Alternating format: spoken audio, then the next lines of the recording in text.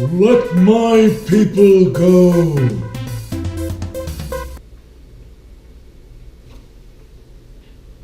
Remember the hairdo? Ten Commandments? Moses and the Hebrewites, stricken from every obelisk, stricken from every tablet. Right? Yul Brynner? Charlton Heston? Dude, that was an awesome movie. It used to run every Easter. I loved watching that. That was a fabulous show. He'd part the Red Sea. Yul Brynner's kid got killed, right? Yeah, one of the great wraths that he called upon the people occurred to him. The angel of death, the locust, right? The fire, rain of fire. Yeah, all biblical. That was a great show. And I think that's one of the sets, if you go out in like Southern California, out near the desert, you can find pieces of. Because those sets were huge. Yeah. The chariot scene where they run around, and I think, what the hell was that? Damn it. Heston started a lot of those. But those sets were massive. They were made out of paper mache. They were sculpted by, some of Hollywood's best, whatever, at the time. And then they were left to rot out in like the South San Diego desert, out where they're having Coachella and shit now or whatever. Right? I don't know. Down near 7 or 29 Palms in that weird area. And you can find all kinds of shit rotting out there. And some people are grabbing it and collecting it again. And now there's a question of who, what's the property? Is it part of the studios? It's been abandoned. Awesome movie. And I've got the hair. Got the Heston hair. Remember when he climbed up and talked to Yahweh, to God, and he came back down with the giant wig and it had the little white line in it? And the people, they were all partying and they had the golden calf. Whatever. If you don't know the Bible, read the Bible. Come on. If you want to know more about my country, just read the Bible. Remember Pee-wee? Pee-wee's Playhouse. If you want to know, I am from Israel. If you want to know more about my country, just read the Bible. Yeah, read the Bible. Lots going on, especially in the fight game. I talked about Creed, the fight movie. I didn't watch this, man, and I saw clips of it. Tito Ortiz against Chuck Liddell 3. And it was a pay-per-view event on Golden Boy Promotions, which is our fine boxing friend. Apparently, Liddell went to Dana at the UFC, and that's a well-known story. Dana made Chuck leave when Chuck left. He said, look, dude, for your own good, I'm not gonna back you anymore. It's time for you to leave for your health and your welfare. And I think he paid him an enormous amount of money until they sold. Until, Zuffa sold out, whatever, to Fox or whomever. They went to other fight promotions, right? The ONE FC and whatever the hell the other one is. And it's not bad. They're not competitors with, per se, the UFC. Nothing's a competitor with the UFC right now. UFC is the dominant fight game promoter. But none of the promoters would sponsor a fight for Chuck. So they went to Oscar de la Hoya. Golden Boy Promotions! And he's a multi-millionaire, but he squandered a lot of his money with multiple wives and children and stuff, and I think he still does extremely well. But the machine, TMT, the money team, with Floyd Mayweather, when you're rolling around the world, balling, boy, with your jets and your cars and your houses and your watches and your drinks and your Playboy, dude, that costs money for those fiends. So Golden Boy, and I don't know, I haven't seen De La Hoya. I saw a couple interviews of him here and there. I think he's taken a bit of a reserved role, though not too reserved. He still talks. He's still seen. I think he was better in the ring. He felt he was better in the ring. And that hasn't happened, right? And that was the last time I saw him a while back, where there were questions of, him fighting ever again or whatnot. And we all know he's never going to fight again. Who cares? But he sponsored, or he pulled together this fight between Tito and Chuck. And apparently, like Brendan Schaub had it on Below the Belt and some of his, shout out to Brendan Schaub! With his purple Porsche. He likes purple. He likes The Real Housewives. He was on some show. I don't think it got renewed. I don't know. So I saw Chuck talking to Schaub, and he's not even communicating well. He seems even more weathered, and it's not age. I think it's the brutality of the fight game for MMA for 15, 20 years, and then his drinking and cavorting, because he's always lived tough. Out there in San Luis Obispo, where he has his own club. He didn't look horrible, but he didn't look good. And he didn't sound good, Liddell. Much worse than I remember him. He always had a gruff voice. And maybe he's from smoking, vocal cord, something much worse. And I guess something happened. Tito put some kind of video out. Tito's Tito, right? If you're from Southern California, Tito's the bomb. And Tito's Tito. That guy has a large role in MMA. He was at the forefront with the rest of those monsters. And he was a monster.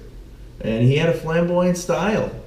And he was a great wrestler. And he was a fair striker. And he was big as a house. And he'd dye his hair yellow, or platinum. And he'd carry the Mexican-American flag and, all that crap. SoCal! And that's cool. But I think he needs money. I think Chuck needs money. Tito put some kind of video out, and it was stating that Chuck needed money. And I don't know if they need money. Who knows? Dude, money's fickle. Wages and money are sticky downward. You hit a level, and for some reason, humans, in this day and age, in the United States of America, we can't readjust downward, which is fucking ludicrous. And it's reflective in the housing markets. Dude, the housing market's right back where it's been. The housing prices in Dallas, which was the sweet spot of the market for the last 10 years, have escalated to such a point that they're showing the cracks. With the interest rate rises, with the ridiculous prices, there are now, in Dallas, was one of the best markets. Some of those counties down there were the hottest markets in the country. Everyone migrated there. It turned into a tech sector. The Silicon Valley of the South.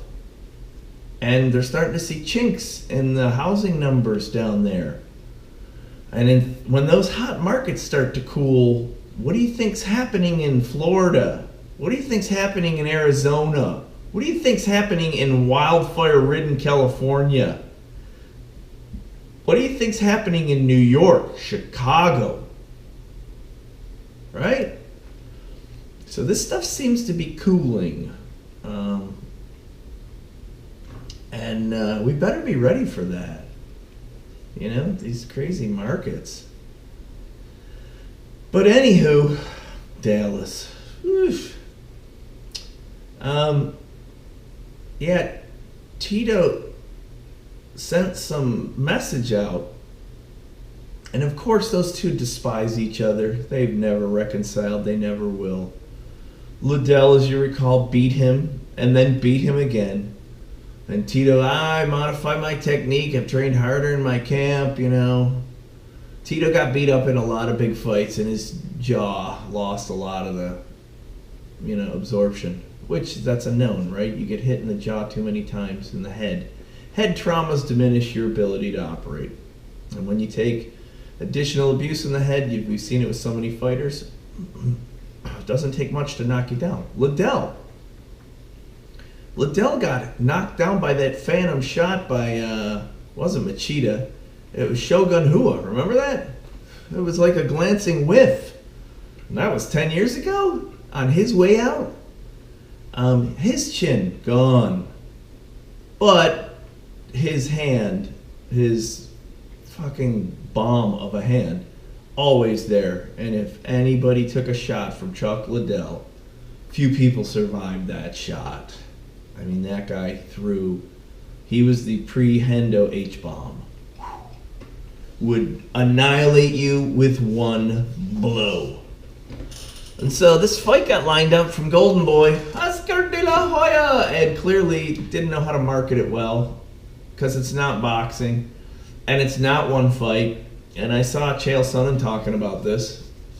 When you look at MMA right now, and you looked at the fight cards of the past or the fight cards of now, some of the fight cards exist in boxing as they used to, where you have minor fights, right? Some of the lighter weights that lead up to a main fight. But most of the time, it's a super fight, and it's a one-shot deal.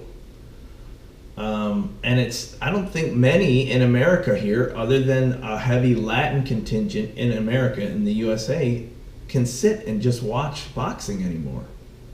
I think it's still fresh in Central and South America. Boxing seems to be very popular. But it's definitely waned. And that's not fair to say. You still got, Canelo, right? Mexican monster. And Floyd, who seems to be lingering, right? Just went over to Japan to fight the baby ninja, Boy Ninja, for his 51st title defense. The fuck is that? I don't know, money. The money team ain't stupid, man. When the hay's here, you gotta frickin' sow all the seeds. What's that saying? Yeah, the harvest is in. So those cats at the money team are staying up all night and they're reaping their harvest. And he's smart and he's going to do that and he's healthy, and why wouldn't he do that? And why wouldn't you go to Tokyo and everybody loves you over there and they pay $50 million or whatever they paid him to fight the baby ninja boy? I don't know how that went. Who knows? As I said, the Liddell Tito fight, it's so weird because they have a style. They both have a style that is relatively unique. Liddell squats at the midsection, keeps his hands up and out almost like a mild karate, which I think is how he trained. And again, he's at the forefront of MMA and keeps a distance that way. And then loads up to throw the bomb and will push off. And if I recall, Liddell was pretty good with, takedowns and with ground and pound. I don't know about submissions. I can't recall. I know Tito was great with submissions. He'd get you on the ground. He was great with takedown. He was great with ground and pound. He was a fair striker. Throw the big looping where he was exposed and he'd jump in on you. He was slow. Liddell was never extremely fast. He just had the bomb of an arm, of a hand. And I watched some of it, and that's exactly what you saw. And it's so strange to see 10 years later with these two aging fighters. And as a 2-0, I guess Tito put a video out. Chuck came back with a humorous rebuttal, saying, yeah, I need the money, Tito, whatever, because the two despise each other, as I've said. Always have. I know Liddell, I've seen Dana White speak. That dude was taken care of. Dana White felt heavily invested in Chuck Liddell. And Dana White really did not get along with Tito Ortiz. And both of those relationships were somewhat public. Liddell, however, was a quiet individual. He was a heavy drinker.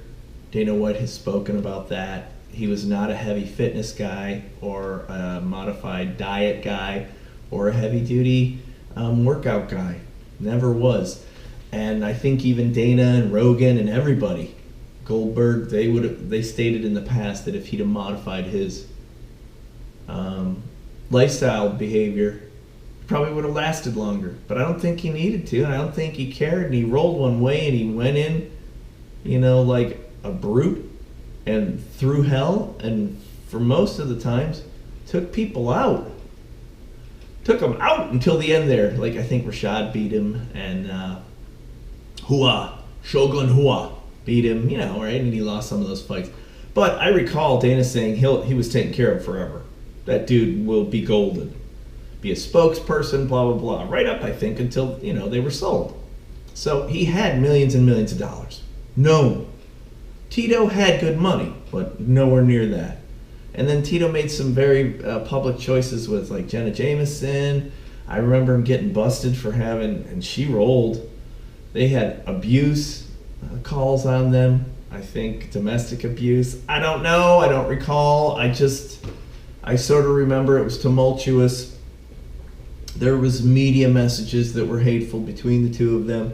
She released information that he had bunches of steroids in the fridge. Of course he had bunches of steroids in the fridge. Are you fucking kidding me? Aging Tito Ortiz? What? Yeah. Steroids are illegal. Oh, Tito's a bitch. He's taking drugs. I don't know. So that came out. They broke up. Jenna Jameson, I guess this refreshed her. She's still sort of in the news. I just read an article about her, how she's got sculpted legs now. And she looks extraordinarily fit. But her sculpting of her legs, she despises the gym. Yeah, I hate the fucking gym too. I don't know many people that, and that's not fair. Some people really enjoy going to the gym. As an addiction, for the endorphins, for the camaraderie, on a scheduled basis. I just hate it. Never loved it. Gyms are brutal. We're big people. We have the fat gene. Cardio's tough, but you gotta do it. I remember Nasser El Sambati, right? Nasser El Sambati. Nasser was he was a competitor with Tom Platz. He was a competitor with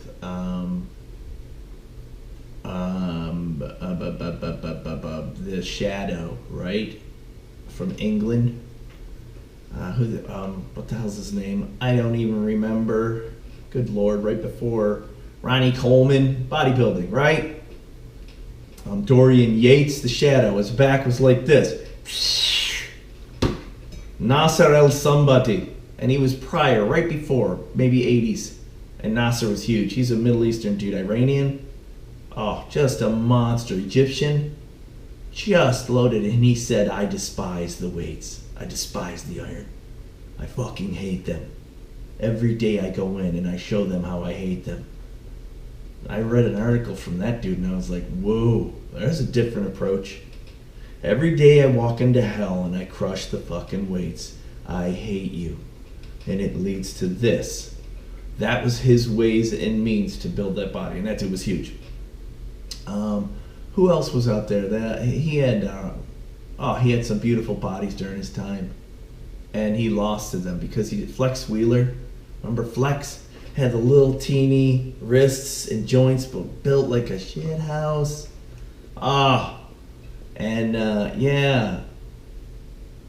Dude, those were great times. And Nasser should have won, but he was too massive. He was in the high 200s. Sometimes I think he'd walk in at 300.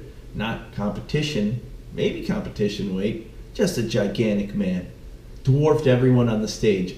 Like wider. Huge muscle. Never won. Never won. He didn't have the body. He didn't have the symmetry. He didn't have the judges. And I remember him, saying, "What is this bodybuilding about? Is it not to have size and mass?" And always been subjective, right? Yet, what was the objectivity? And I saw Lee Priest talking, man. Little teeny Lee Priest, Lee Priest knew early on he was never going to win nothing because he was like 5'3", and he was huge, or 5'2". He was a teeny little dude. He was huge, and he'd never win. He didn't have the size to stretch out that frame to have that either X or these mass monsters that were the generation that led into what we are today. Now the freaks that are up there, the Gift, Phil Heath, who just got dethroned by a Jamaican man. And I'm all over the place, right? But Tito, of course, all that shit went down. They had a video. He did a video. Chuck did a video. And then I guess some old hatred came back. And hearing Liddell speak, he said, I just wanted to get back to fighting. Maybe I could fight again. What are you talking about, dude? Do you have people around you that know you, that are with you on some type of frequency? And did you ask them, hey, what do you think? Should I go back and have a fight? I don't know, whatever you want to do, Chuck. You need money, man? Fuck no. Don't ever walk into the octagon again. Are you stupid? So these two old dudes did their thing, and I think it was the first, second, third round knockout, and Tito knocked him the shit out, and then he did a post-fight presser, some big interview. And boy, if you know Tito with his big-ass mouth, he spread all of the love and fabulousness. So I don't know what's going to happen after this. I don't know if people care. There's some contingent that probably anticipated that. As I said, it was a single fight. Nowadays, your UFC fights, they line up 5 or 6 main card fights. They have undercard fights, right? There's usually 11 on any event night. And Golden Boy didn't do any of that. I don't know what the pays were in the pay-per-view. Maybe it made some money. I don't know what the production cost was. I don't know where they held it. Probably somewhere in California. I don't know, maybe Vegas? I don't know. But all in all, I don't know how, well, I don't know. I don't know a lot about that, and it happened. I think on November 24th or something. And Tito Ortiz won, so I'm sure we'll see something else from that, unless it was a giant money loss. Like Sean Ray went to Denver and did a Sean Ray show, right? He did a pro show for bodybuilding, and it was a giant money loss. And he thought he could grow a bigger contingent because Phil Heath is in Denver. So he ran the Sean Ray show the next year, and it was even bigger money loss, and that was it. He left. Because bodybuilding's waning, right? It's not the days of old, where you have these giant draws. And I think some of these shows, like the Arnold show, but Arnold does everything. He's smart. He's a businessman. Fuck, dude. He's got obstacle course competitions. He's got tough man competitions. He's got figures. He's got powerlifting competitions. He does the bodybuilding. He does the men's pro, the IFBB, like the Olympia, right? He does. It's called the Arnold Classic. He has a full show, and then all this other shit for like a week around it. So he knows the machine. He knows how to work it. You hold a fucking show in Denver, the Sean Ray bodybuilding show, right? And it's just a men's open and pro class or whatever, and it's just bodybuilding and maybe women's, and women's figures and whatever. You ain't gonna make no money. I went down there, nobody was there. I had a friend in it, nobody was there. Other than the usual suspects that are in bodybuilding that are looking for a prize. So it's weird. So I don't know what's gonna happen with this ongoing story between Tito and Chuck. At the present time, Tito knocked Chuck out, game over. And he hit him with the right and knocked him down and then jumped on him and hit a couple times and it was over. And we'll sure hear a lot of shit from Tito Ortiz for a long time on this. And I don't know what Chuck Liddell will do. He got paid. Maybe he'll go home and shut up. Who knows? But there were other fights. Ngannou won. I think they went to, I don't know, where'd they go, to China? Somewhere. The fights were abroad. So you had a number of the Far Eastern fighters in there. And I think there were some good ones. I think Rogan did a fight companion. I didn't watch it. It was at like 1 or 2 in the morning, right, on FS1 or whatever. And I did not dial in to watch the videos online. And I think there were a couple good fights that were still coming up. Francis won though, so that's good to see, because that monster, the Predator, with these last few fights he's had, clearly has had a mental block.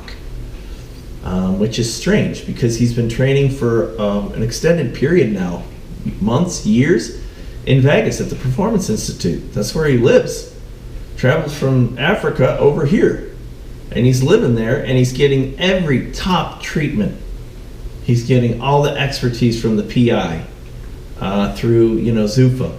Got the best coaches, the best doctors, the best analysts, the best anything in MMA. That's what that institute is. And I don't know if it's changed his head or what it did, because when he fought Derek Lewis, the Black Beast, it was a horrendous fight. And then I think he came back and fought another fight and lost. So that dude's got to get his head back on, because he was a scary dude. Or not, leave. You don't need to fight, dude. Just because your father was some kind of mauler street fighter in Nigeria or wherever the fuck, who cares? Why you gotta fight? You just made a bunch of money. Pretty big, huge, giant dude. Who the hell knows what you're gonna do? How much do you need? Do you want to be the next, Jon Jones? You're not gonna be, man. Those people are unique, and you come from weird circumstances, and clearly you got chinks in your armor, in your brain. And nobody wants to get their head beat in, which is what those dudes do when they walked into that circle, that octagon, that ring. So, I don't know. We'll have to see how that goes. Dr. Ngannou. But there's a number of good fights coming up now, man. Holy cow. Like at the end of the year right now, there's on November 30th, which is upcoming here in a week, a few days. You got Dos Anjos against Usman. And dude, I followed Rafael. Rafael Dos Anjos is an animal. He's had ups and downs. He's changed where he's trained. He's moved from Brazil. I think he's down here, or he's out in California, an American Top Team or ATA or wherever the hell he is, and who he trained with. And I mean, that guy polarized when he was in WEC, and he smashed Pettis, and he smashed Pettis' nemesis, or Pettis' competitor, the black dude with the ponytail, Benson Henderson. He dismantled those two, and he had this spell where I thought he was going to demolish everyone. And then I think TJ Dillashaw just ran through him. And again, you had the whole look. He had a bunch of changes going on in his life. He had moves in his life going on. So there's physical and emotional and mental and social and all those changes. And then the whole drug thing, right? These guys no longer being able to take whatever they took to be whatever they were. And that's physical and psychological, mental. And, you saw that reflection in a lot of people. I don't even remember the fight I just saw. It was 2 fights ago on a free fight. And they had one of the Brazilians who used to look like a mountain, and man, had he shriveled up. Because he ain't on the juice anymore. You get popped. Even if you're training in Brazil. And it's strange to see, right? USADA rules, baby. Jeff Nowitzki. So I think Dos Anjos Usman will be a great fight. I don't know who's on the undercard. That's Friday, November 30th, 10 p.m. Eastern time. And then they've got Dos Santos at Tuivasa. And I'm sure that's a Brazilian fight night. Oh no, Adelaide Entertainment Center. That's going to be in Australia, aye. Yeah, they got those MMA fighters coming down here. Gonna fight a wallaby, or a roo, yeah. And global.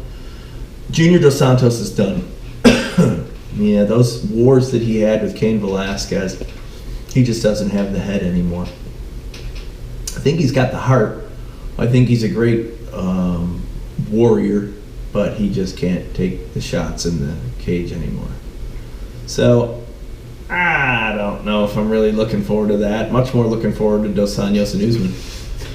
And that's the December 1st. So you go the 30th, Friday, Saturday night you have a fight. And then December 8th. Oh, buddy. Better grab the seat belt and the shoulder strap. And maybe if you got the 5-point, buckle up. You got Holloway against Ortega. Max Holloway against Brian Ortega.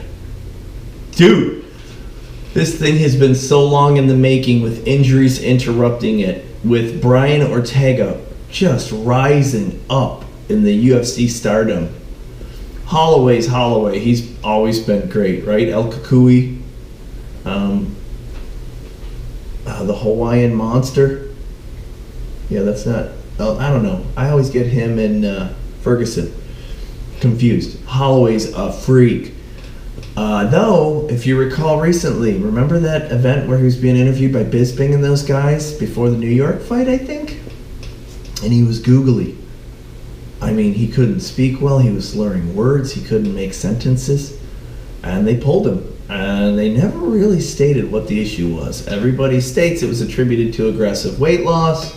Everybody's complained in the last 2 or 3 years about this weight cutting, about the aggressiveness. Probably makes boxing look silly.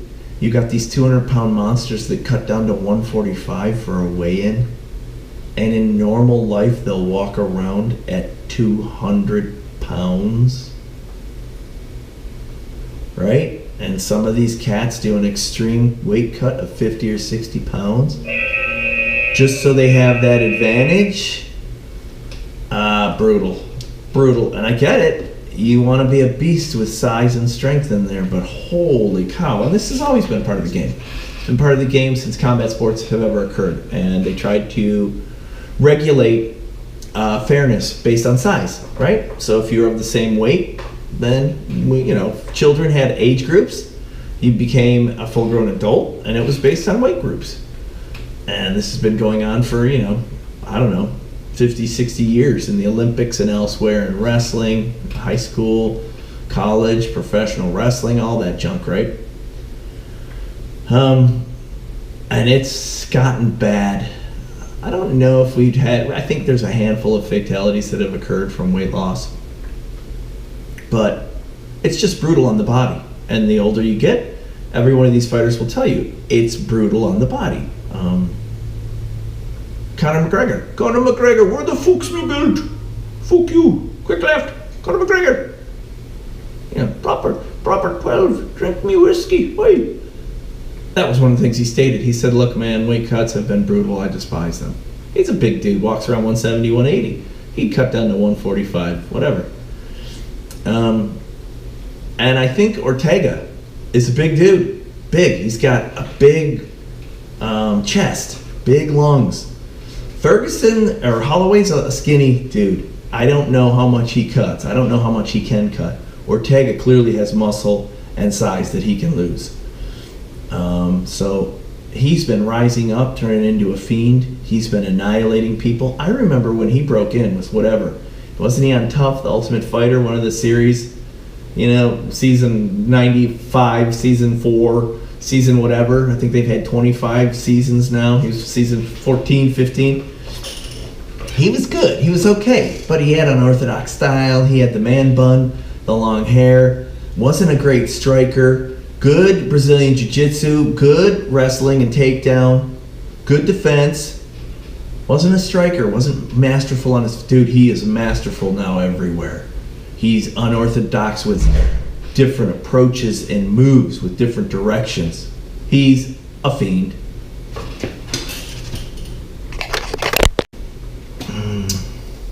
Yeah. So that Holloway-Ortega fight on December 8th is gonna be a barn burner.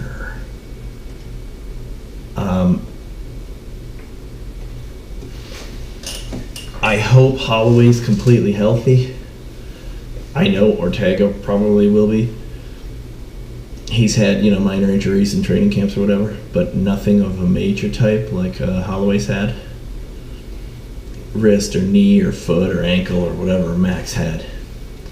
And these guys are making enough money now at these top levels where, like TJ and Jamie Varner, I think works for a company now. It's down in Colombia. These guys spin your stem cells and they inject it into injury areas. Or, I guess Chael Sonnen just went down there.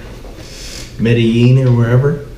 And they've got a campus. They have a mall with a hotel with an entire laboratory complex where they extract your stem cells They do whatever they need to do to them. Mass grow them, multiply, replicate them, and then inject them back into you.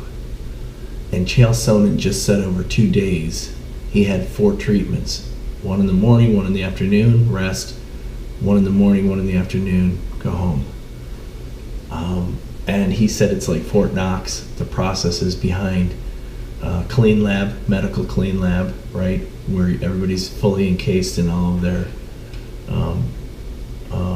biohazardous outfits so that there's no contamination, there's no germ changes, there's nothing going on. It's Class A facilities anywhere worldwide.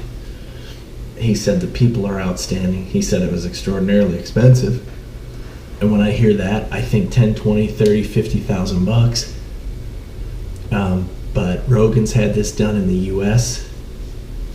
Not the same. I think there's a 25,000 stem cell limit. Something like that, 100,000. Sonnen said they injected him with 25 million stem cells. He did the mainline injection. They shot it right into his artery or his vein, and his body just absorbed each one of them. He didn't have a problem area. He's just old. Chael Sonnen's getting older. And he immediately felt invigorated. I think TJ Dillashaw had it done. I think Tyron Woodley had it done in his shoulder. All these guys are getting it done. The females are doing it now. I think Kate Beckinsale, whatever, just went over to Thailand or somewhere. Korea, they take the foreskins of circumcised Korean children. Down in Medellin, had the stem cells injected into him. Mel Gibson's father had it done. Mel Gibson's had it done. Clearly, these cells, stem cells, have the ability to regrow any cell. Clearly, it is a complete rehabilitation process. So for any of the damaged cells in our body that no longer have the healing attributes, can't repair themselves, ligature, tendons, whatever, like your rotator cuff, your knee, your hip, probably even organ tissue and stuff like that that doesn't rejuvenate, possibly brain tissue, possibly anything. These stem cells are the answer. It goes against a completely fundamental ethical belief in this country. At least it did with abortions, because that was the place where we got these stem cells. But with the technology changing, they're becoming more and more able to utilize the stem cells from your body. It's not even a question anymore. And ridiculously, it's not a major research arena in the United States of America, the greatest industrial, technological powerhouse on the planet, educational powerhouse. We should be doing nothing but stem cell research. They're cloning shit in China. The Chinese are doing it all. They probably have vast government labs that are investigating all this. Apparently they used CRISPR to create 2 twin girls. They modified genes using CRISPR to then create, bioengineer 2 female twin children. The eggs that they grew into a fetus that, whatever. So it's here, your ethics, your morals, all that crap. If you have the money, people are doing it now. And apparently, Rogan and the rest of these people, Rogan says he's never had a problem with his shoulder. He tore his rotator cuff, it clicked and popped, couldn't move it above a certain point. Got the stem cell shots here in the United States. They'd use it a little different. It's almost like EPO. It's some kind of enriched blood re-injection with these proteins and then these stem cells, whatever they are. And he's repaired. Chael Sonnen said he immediately felt the difference. He immediately felt invigorated, energized, had clarity of thought, had more energy, felt an intensity, a change, a physical change, not severe, but somewhat. The statement with the Colombian technology down there is that it takes 2 months for these stem cells to really integrate. And he was like, nope, I already know. I already feel the change. So pretty potent stuff. So these injuries that these guys are getting, and with the money that they're making, it's changing. And I don't know, I think Max Holloway did a foot, an ankle, a knee, a wrist injury, something. It was a joint injury, I'm pretty sure, with a break and then tears. And he had some surgery. So I think he's going to be healthy, and he's going to come in here with Brian Ortega, and this is going to be a premier. This is close to some of your premier fights in the Ultimate Fighting Championship. These are two top dogs at the top of their games, at the times of their lives, when they're on top and they're most powerful, knowledgeable, and expert. And man, that's going to be a barn burner. You better watch out. Holloway's still got his head. He's taken too many shots, I think. He's been in some tough brawls. I think he's still got his chin. Maybe not as potent as it was, a while ago. Ortega, he's at the cusp of his career. I've seen him beat up marginally, but never destroyed, where he was bloodied and he'd taken a lot of shots to the head. He's going to be a scary dude. So this is an exciting fight on December 8th. UFC 232, I think, or 231, whatever the hell it is. 231, 232 is at the end of the month with Gustafsson and Jon Jones.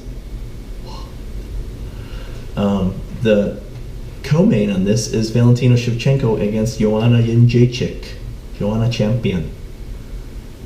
Joanna clearly has taken too many shots to her head. She doesn't have the chin she used to. Amanda Nunes, whomever, beat her up and pummeled her chin. Rose Namajunas beat her up in the face and pummeled her chin. She's still got a great chin. She can't take the punches that she did. The second fight with Rose Namajunas, she looked better, but still got mauled. Just physically busted up. Because Rose just keeps throwing the Thug Rose punches. So I don't know how that's going to go. I think, hands down, she's better than Valentina. Shevchenko's pretty good. Joanna's better, so I would expect her to win this. Shevchenko's got power, punching power, so there's that possibility. Another awesome fight. Very exciting fight. We'll have to see how that goes. Stand up into deep rounds with a lot of shots to the head. Maybe some knees and kicks. Who else is on that card? Claudia Gadelha. Yeah, she's not bad. Against Nina Ansarov. Thiago Santos against Jimmy Manuwa. A couple of the old dudes. That should be a great fight. Renato Moicano against Mirsad Bektik. That should be a great fight. A couple of the young dudes. So that's a great fight card on December 8th. Gunnar Nelson against the Cowboy, Alex Oliveira. Awesome. That dude's a monster and always brings it. Chukugian against Jessica Ai. Should be a decent fight. And then the Elias Diodoro against Eric Anders. Eric Anders, the football player, fighting that crazy Greek with the long hair that looks like one of the gods. I don't know. I would put my money on Anders, but Diodoro's a tough dude. So that's an exciting fight. There's some good fights out there, man, coming up this upcoming month. And then when you look at, you've got, after the Holloway Ortega, which is the 8th, and Scotiabank Arena, that's up in Toronto, you've got Iaquinta against Kevin Lee on the 15th. I think that should be a good fight. Kevin Lee, I don't know. I think he's one of the better guys. He's top 5. Iaquinta, not so much. He's, he's a grinder. He's a great tune-up fight for any of the top guys. And that's in Milwaukee. That's a fight night. So that should be good. I don't know who's on the undercard of that. I think there's probably some decent fights. It's a lot of unknowns, right? That's where they're taking the 500-plus fighters that are in the UFC and they're running them through to see where they can actually find some diamonds in the rough, put them in the top 15, and then have some good fights. See how these kids are coming up. And then on the 29th, you have Gustafsson Jones 2. Jones has stated openly in recent interviews that he continues to drink on weekends, heavily, sometimes, and smoke weed. He is not sober. He was asked, "Are you sober?" And he goes, "Nah, I drink mostly on the weekends, and I'll smoke weed, and I'm not going to lie about it." So, God knows what Jon Jones will be here. We'll have to see. Unsure what the Jon Jones is. Unsure what shows up. But that's the last big fight. And there's some good fights in this thing. Because you've got the Chris Cyborg Amanda Nunes fight in that also. And my hands down bet goes on Cyborg mauling Nunes. Cyborg has mauled everyone. She's as big as a house. She's a big giant lady. Nunes is tough. Nunes is a good fighter. I don't think Nunes hangs with Cyborg. She may get some shots, and Cyborg's a cyborg. Just keeps coming. So that's going to be... And I'm a bit excited for the Jon Jones fight. Whatever Jon Jones was 3 years ago, or 4 years ago, or wherever, whenever Jon Jones was at whatever his game was, he is not the same person. He never will be. He may come in to be an exciting fighter. I expect he will be. I don't expect him to have the creativity, the stamina. He did a lot of powerlifting and weight training, so he's definitely going to be tuned differently. I don't know what kind of moves he'll make. He's talked openly in the past about that fight with Gustafsson, where he wasn't ready. He was running and gunning and having a blast, and he almost lost, a 5-round killer. Gustafsson's had a lot of fights since then. Who knows? I'm excited, but it's a loss. Jon Jones is a loss to the UFC. We could have had 4 or 5 years of epic fights where he was at the top of the cards. And that would have changed the entire face of the UFC. Rousey dropped, whatever. The armbar queen dropped. Tried to turn into a striker. Jones, he disappeared. He didn't evolve. He just stopped due to his own neglect. And that's unfortunate. It would have been neat to see what that dude turned into when his game continued. Not to say that he probably can't be a great fighter and have some exciting fights here. Let's hope. Let's hope he makes some money. And the Cyborg Nunes, that's going to be a sick fight. I'll tell you though, I could see that fight going with exchange strikes into the 3rd, 4th, 5th round. And both of them a bit beat up, but dodging. Nunes gassed, Cyborg tired, throwing punches, maybe going for a clinch, maybe for a takedown, little ground and pound. I could see that fight going 5 rounds without a knockout, and just some banging up. I wouldn't be surprised. And then you'd go, that wasn't as exciting as I thought. They're 2 big bruisers, and they have similar fight styles. So Nunes has got to be careful in there, because Cyborg's a mauler. But we'll have to see how Cyborg's temperament. She seems to be a bit more slow, less aggressive, more contemplating with the 5-round fights where she's not burning herself out. There's more fights on that. Chiesa against Condit, Carlos Condit against Michael Chiesa. That should be an awesome fight. Latifi against Anderson, awesome fight. That December 29th fight card is insane. Andrei Arlovsky against Walt Harris. Zingano against Megan Anderson. I would hope Kat shows up. I thought Kat would be one of the premier females at the top. I don't know what's gotten in her way.